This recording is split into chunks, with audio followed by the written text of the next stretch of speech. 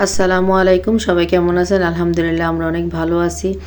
তো আম্মা অসুস্থ, এটা আসলে সবাই জানেন। তো আম্মার জন্য আজকে বাসায় একটু দোয়া পড়ানো হবে, তারই খাবারের আয়োজন। আর কী কী আয়োজন করছি সেগুলি আজকে শেয়ার করব। তো এখানে মুরগি আনা হয়েছে, তো এগুলো কেটে ধুয়ে বেছে রেডি করা হচ্ছে আগামীকালে রান্না করার জন্য। আর এখানে গরুর মাংস ধুয়ে এখন সব মশলা দিয়ে মাখিয়ে রেখে দেওয়া হবে। আর মাংস মেরিনেট করে রাখলে এটা খেতে আসলে খুবই ভালো লাগে। আর মেরিনেট যত বেশি করে রাখা হয়, মাংসর স্বাদটা তত বেশি মজাদার হয়। আর এখন মাংসটা মেখে রেখে দিব। আর এখানে বাদাম, পেঁয়াজ, কিশমিশ, কাঁচামরিচ সবগুলো একসাথে ব্লেন্ড করে রেখে দিব রোস্টের জন্য। আর এই যে মাংসটা এখন কষানোর জন্য বসিয়ে দিলাম। আর এই যে দেখেন গরুর মাংসটা দেখতে কত সুন্দর আর লোভনীয় হয়েছে।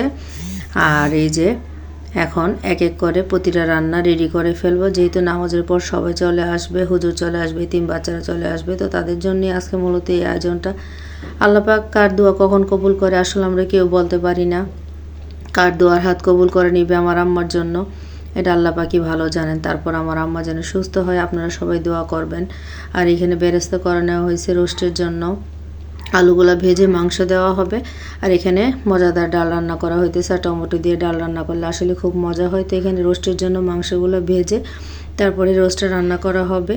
আর এই যে গরু মাংসটা প্রায় হয়ে আসছে, এখন ভেজে রাখা আলুগুলো দিয়ে দিলাম। আর এই যে রোস্টের মশলাটা কষানোর পর এখানে ভেজে রাখা মুরগির পিসগুলো দিয়ে দিলাম।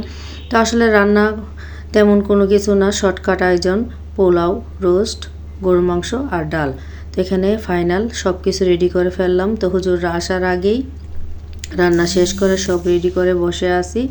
আর এখন রান্না টান্না শেষ করে হুজুররা আসলে খাওয়া দাওয়া করতে দিব। তো হুজুররা দোয়া করবে, তারপর তাদেরকে খেতে দিব। সবাই ভালো থাকবেন।